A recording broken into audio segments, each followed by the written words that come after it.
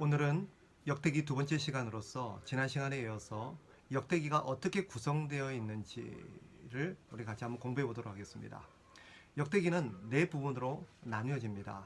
먼저 역대상 1장부터 9장까지, 두 번째는 역대상 10장부터 마지막 29장까지, 세 번째는 역대하 1장부터 9장까지, 그리고 마지막으로 네 번째는 역대하 10장부터 마지막 36장까지 이 네 부분으로 나눌 수 있습니다. 첫 번째 부분은 1장부터 9장까지, 역대상 1장부터 9장까지는 바로 족보에 대한 기록입니다. 아담부터 지난 시간에 말씀드린 것처럼 아담을 시작해서 다윗에 이르기까지 이 족보가 길게 기록되어 있습니다. 두 번째 부분은 역대상 10장부터 29장까지, 이것은 바로 다윗의 통치를 기록하고 있죠. 다윗이 다스렸던 시대의 내용입니다. 세 번째 부분은 역대하 1장부터 9장까지의 내용으로서 솔로몬의 통치에 대해서 다루고 있습니다. 그리고 마지막으로 역대하 10장부터 마지막 36장까지는 나머지 유다 왕들, 지난 시간에 말씀드렸죠. 역대기하고 열왕기상이 다른 점이 있어요. 열왕기 상하가, 열왕기 상하는 남북의 역사를 이렇게 같이 기술하고 있지만 역대기에는 유다의 역사만 기록합니다. 북이스라엘 역사는 기록하지 않아요. 왜냐? 바로 역대기는 제사장적 관점에서 바로 예루살렘 성전을 중심으로 기록하고 있기 때문입니다. 북이스라엘은 그런 점에서 남유다에 있었던 그런 예루살렘 성전을 중심으로가 아니라 여로보암에 의해서 만들어진 베델과 저기 단에 있었던 그런 새로운 그런 어떤 제사 장소를 중심으로 살아갑니다. 그래서 이미 그들은 그 순간서부터 하나님을 떠났기 때문에 하나님의 역사에서, 하나님의 관점에서 그들은 멀어진 것이죠. 그래서 역대기는 남유다의 예루살렘 성전을 중심으로 기록하고 있다는 것을 우리가 염두에 두고 역대기를 읽어야겠습니다. 그 내용들을 우리가 좀 더 구체적으로 살펴보면 제일 먼저 족보 부분입니다.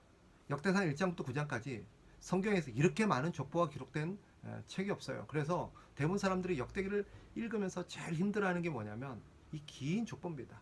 왜 이렇게 족보를 길게 많은 내용을 이렇게 할애해가면서 기록해 놓았는가?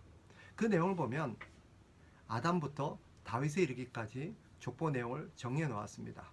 그럼 이 족보를 기록해 놓은 목적이 뭘까요? 왜 역대기는 이렇게 긴 양의 족보들을 아담부터 해서 다윗까지의 역사를 쭉 기록하고 있을까요? 지난 시간에 말씀드렸던 것처럼 족보의 목적에는 하나님 나라의 역사를 이스라엘 백성들, 포로에서 돌아왔던 이스라엘 백성들에게 알려주기 위함입니다.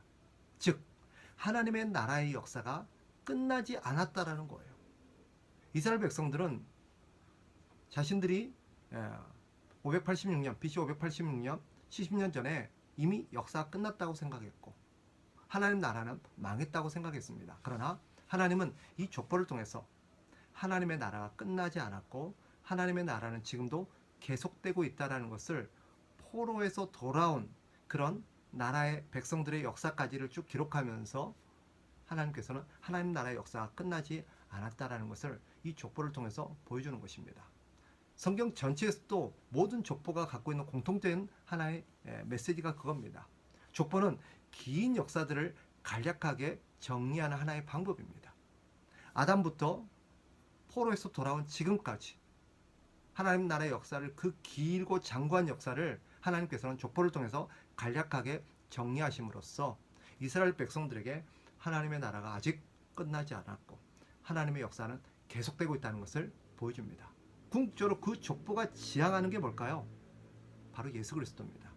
그 족보는 장차 다윗의 후손으로 오실 예수 그리스도를 지향하면서 하나님 나라는 앞으로도 계속될 것이요 하나님의 나라가 영원할 것이라는 것을 이스라엘 백성들에게 보여주려는데 이 족보의 역할이 있습니다. 두 번째 부분은 역대상 10장부터 29장까지의 내용인데 다윗의 통치를 기록하고 있습니다. 지난 시간에 말씀드렸죠. 열왕기 사무엘 하와 이 역대상 이 다윗의 통치에 간에는 차이점이 있습니다.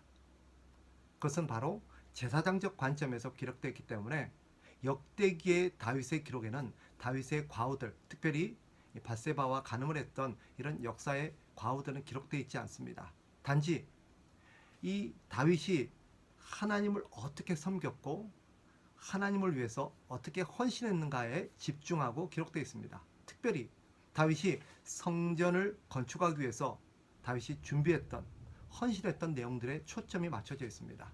다윗은 하나님의 백성들과 더불어서 이 성전을 건축하기 위해서 많은 자재들을 모으고 그리고 자신의 사제와 여러 가지 어떤 것들을 다 하나님 앞에 드림으로써 하나님의 성전을 건축하기 위한 최선의 준비를 합니다. 이 과정 속에서 특별히 성경이 강조하고 있는 것은 다윗이 자기 혼자만이 아니라 하나님의 백성들, 이스라엘 백성들과 이것을 함께 준비했다는 것이고 본인 것을 앞장섰다는 것이죠. 특별히 이 과정 속에서 백성들에게 억압이나 강요를 통해서가 아니라 자발적으로 하나님 앞에 섬김으로써 하나님의 성전 건축에 이것을 미리 준비했다는 것입니다. 여기에 강조되고 있는 것이 자원함이었고 인색함이 없이 풍성하게 드렸다라는 대목을 강조하고 있습니다. 이것을 기록해 놓은 목적은 분명하죠. 다윗을 우리에게 모델로 제공하고 있는 것입니다. 하나님의 백성들이 하나님을 섬길 때 어떻게 섬겨야 될 것인가, 이 다윗을 통해서 그려내고 있는 것입니다. 이 다윗을 통해서 하나님께서 우리에게 주시는 메시지는 뭐겠어요? 이 대목을 통해서 하나님을 섬길 때는 자원하는 마음으로 섬겨야 된다는 것과 이 다윗을 통해서 하나님의 백성들이 함께 이것을 섬길 때는 먼저 다윗과 같이 솔선수범하면서 하나님 앞에 이것을 자원함으로 헌신해야 된다는 거예요. 뿐만 아니라 하나님 앞에 인색함 없이 풍성함으로 하나님 앞에 섬기는 것이 필요하다는 것입니다. 이것을 근거로 해서 하나님 앞에 헌금을 많이 해야 된다, 또 성전 건축에 힘써야 된다, 그걸 말하려는 게 아니에요. 이것은 하나님을 어떻게 섬겨야 될 것인가 하는 그런 원리를 이 다윗을 통해서 제공하고 있는 것입니다. 하나님을 섬기되 자원함으로 섬겨야 될 것이며 하나님을 섬기되 또 인색함 없이 풍성하게 하나님을 섬겨야 된다는 것을 우리에게 보여줍니다. 오늘날 대부분이 의무감과 마지못해서 인색함을 가지고 하나님 앞에 최소한으로 하나님을 섬기는 우리의 태도에 경종을 울리고자 하는 하나님의 의도가 이 역대기에 담겨 있다고 볼 수 있겠죠. 세 번째 단락은 역대하 1장부터 9장까지의 내용입니다. 바로 솔로몬의 통치에 대해서 다루고 있죠. 솔로몬의 통치는 특별히 성전 건축 과정에 집중되어 있습니다. 1장부터 9장까지가 거의 대부분 솔로몬이 성전을 건축하는 내용에 거의 대부분이 할애되어 있다는 것을 우리가 좀 주목해서 볼 필요가 있어요. 왜 이 부분을 이렇게 특별히 강조해 놓느냐? 바로 앞서 말씀드린 것처럼 또 뒤에 다시 말씀드리겠습니다만은 성전은 하나님을 향한 이스라엘 백성들의 그런 신앙의 시금석이 되기 때문입니다. 이 과정 속에서 두 가지를 좀 주목해 볼 점이 있어요. 이 성전 건축에 앞서서 하나님께서 솔로몬에게 지혜를 주시는 대목입니다. 하나님께서는 이 솔로몬에게 특별한 지식과 지혜를 주심으로써 이 솔로몬이 하나님을 잘 섬기게 합니다. 그리고 솔로몬은 그 지혜를 가지고 성전을 잘 건축합니다. 이것이 우리에게 주는 중요한 메시지가 한 가지 있죠. 하나님의 일은 하나님의 지혜로 가능하다는 것입니다. 사람의 지혜나 사람의 능력으로는 결코 하나님의 일을 온전히 감당할 수 없습니다.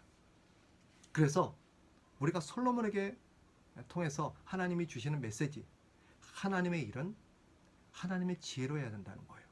그러니 어떻게 해야 될까요? 우리는 하나님께 지혜를 구해야 합니다.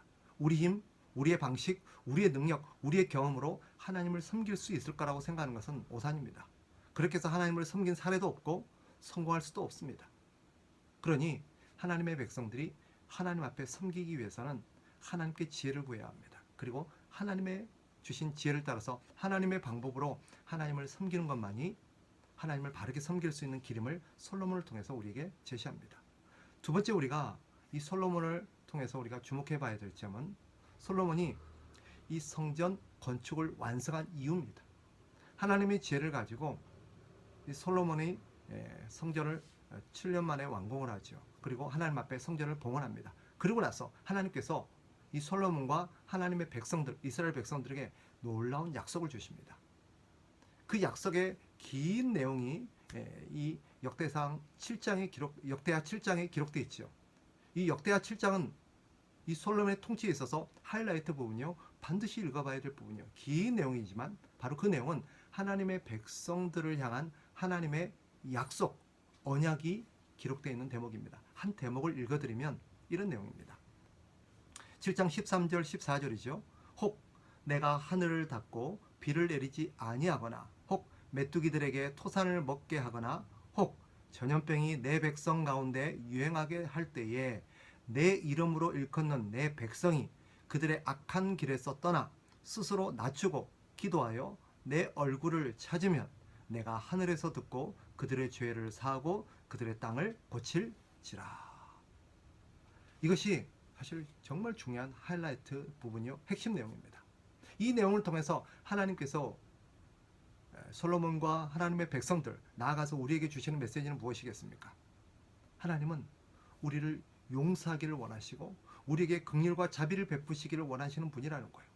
하나님이 원하는 것은 무엇이겠어요? 우리가 그 길에서 떠났다 할지라도, 비록 하나님을 떠나서 방탕한 길을 걷고 하나님과 멀어졌다 할지라도 하나님, 우리가 다시 회개하고 하나님께로 돌아오기를 원하신다는 것이요, 우리가 하나님께 진심으로 회개하고 돌아왔을 때 하나님은 우리를 용서하시고 우리를 다시금 품어주시는 그런 자비의 하나님이시요, 긍휼이 풍성하신 하나님이라는 것을 말하는 데 있습니다. 이것이 이 역대하 부분에서 그려내고 있는 하나님의 메시지입니다. 바로 그것은 솔로몬 때문도 아니요, 바로 솔로몬은 순전히 아버지인 다윗의 은덕을 입고 있습니다. 마찬가지예요. 다윗이 상징하는 인물이 누굽니까? 예수 그리스도죠. 우리가 이렇게 하나님으로부터 큰 긍휼과 자비와 사랑을 입을 수 있는 것은 바로 예수 그리스도의 은덕 덕분입니다. 예수 그리스도의 십자가의 공로 덕분이에요. 분명한 것은 하나님은 그 십자가를 통해서 또 성전을 통해서 하나님의 자비를, 또 하나님의 약속을 우리에게 주셨다는 것입니다. 우리는 비록 살다 보면 하나님을 떠날 수도 있고 하나님께 불순종할 수도 있고 타락할 수도 있습니다. 그러나 우리가 언제든지 하나님께 돌아오고 하나님 앞에 회개하면 하나님 우리를 용서하시고 우리에게 긍휼을 베풀어 주시는 분임을 역대기는 우리에게 보여주고 있는 것입니다. 그것이 바로 포로에서 돌아온 이스라엘 백성들을 향한 하나님의 메시지인 것입니다. 그리고 마지막으로 역대하 10장부터 36장까지는 유다의 왕들을 기록하고 있죠. 앞에서 설명드렸던 것처럼 북이스라엘 역사는 기록하고 있지 않고 역대기는, 특별히 역대하는 남유다의 역사에 집중되어 있습니다. 예루살렘 성전 중심의 어떤 그런 관점 때문입니다. 이 부분에서 다루고 있는 것은 무엇이냐? 그 내용을 종합해 보면 역대기는 바로 예루살렘 성전의 건축부터 예루살렘 성전의 멸망으로 끝난다는 거예요. 참 재밌는 부분이죠. 바로 그것이 성전 중심의 관점으로 기록된 특징을 잘 보여주는 것입니다. 역대기는, 특별히 역대하 마지막 부분은 성전 건축으로 시작된 하나님의 나라가 성전의 멸망으로 끝난다는 거예요. 성전 건축으로 해서 하나님의 풍성한 약속과 은혜를 받았던 나라가 성전이 멸망함으로 인해서 하나님이 그들을 떠나게 되는 그런 역사로 끝난다는 점은 우리에게 시사하는 바가 크죠. 바로 이 성전은 무엇을 상징한다고 그랬어요? 하나님을 상징한다고 그랬습니다. 성전을 가까이 하고 성전을 중요하게 여기는 이스라엘 백성들의 마음은 곧 하나님을 어떻게 여기는가를 보여주는 시금석이라고 말씀드렸습니다. 즉 하나님을 가까이 했을 때 그들은 풍요롭고 또 하나님의 축복의 약속 안에서 거할 수 있었지만, 그들이 하나님에게서 멀어지고 하나님을 멀리하고 하나님을 떠났을 때 하나님 그들을 떠났고 결국 그들은 망할 수밖에 없다는 것을 남유다의 역사가 그려내고 있는 것입니다. 따라서 정리해보면 이 역대기가 주는 메시지는 분명합니다. 인생의 흥망성쇠는 오직 하나님과의 관계에 달려있다는 것이죠. 세상 사람들은 나라의 흥망성쇠가 경제력이나 정치력이나 군사력에 달려있다고 믿습니다.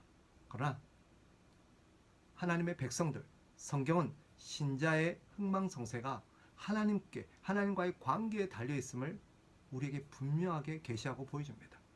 지금도 많은 신자들이 하나님이 아닌 자신의 인생의 흥망성쇠가 돈이나 어떤 외적인 어떤 경제력이나 정치력이나 다른 어떤 물리적인 것에 달려 있다고 믿고 그것에 인생을 쏟고 있는 사람들이 너무나도 많아요.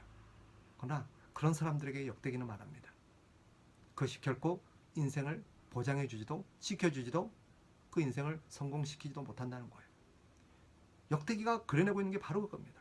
하나님을 떠났을 때 그들은 군사력과 정치력과 경제력과는 상관없이 망할 수밖에 없었어요.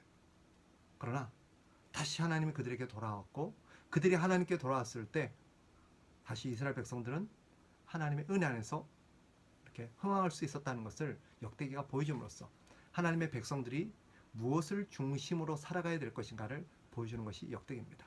따라서 우리는 역대기가 그려내고 있는 것이 하나님의 백성들이 하나님과의 관계가 인생의 흥망성쇠를 좌우한다는 것을 말한다는 것을 우리가 가슴에 새기고 이렇게 역대기를 읽음으로써 우리는 과연 무엇을 중심으로 살아가고 있는가를 우리가 스스로 자문해보는 그런 시간이 되기를 주의 이름으로 축복합니다.